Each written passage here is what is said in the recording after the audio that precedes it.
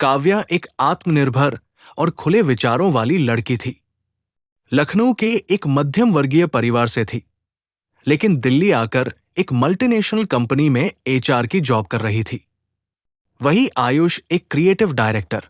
रिश्तेदार पूछते, शादी कब करोगी? ऑफिस में कानाफूसी होती, काव्या उसी लड़के के साथ रहती है ना? मां ने एक बार फोन पर रोते हुए कहा, कब तक हमें लोगों से नजरें चुरानी पड़ेंगी बेटा?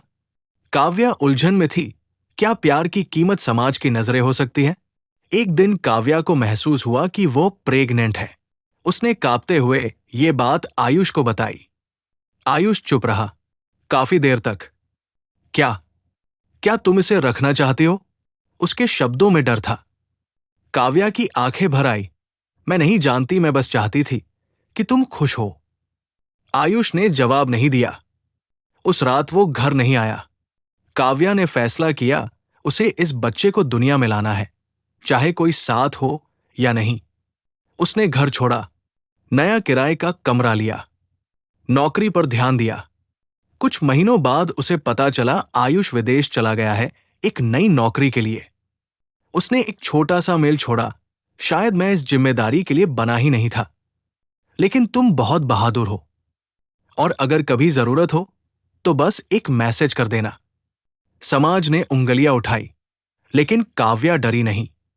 कभी वो स्टेशन पर खड़ी होकर घंटों रोती, कभी बच्चे की पहली किक पर मुस्कुरा देती। और फिर वो दिन आया जब उसने एक बेटी को जन्म दिया। काव्या ने उसका नाम रखा अद्विका, जिसका मतलब था बिना किसी से तुलना के, अकेली, अद्वितीय।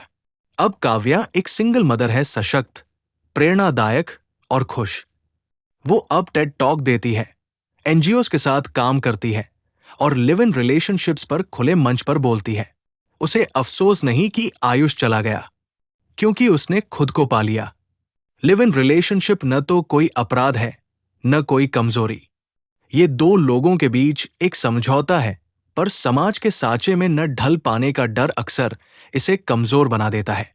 कहानी का उद्देश्य ये नहीं कि लिव इन को आदर्श बताया जाए, बल्कि ये कि कोई भी रिश्ता, चाहे वो शादी में हो या उसके बिना, उसमें जिम्मेदारी, पारदर्शिता और सम्मान जरूरी है।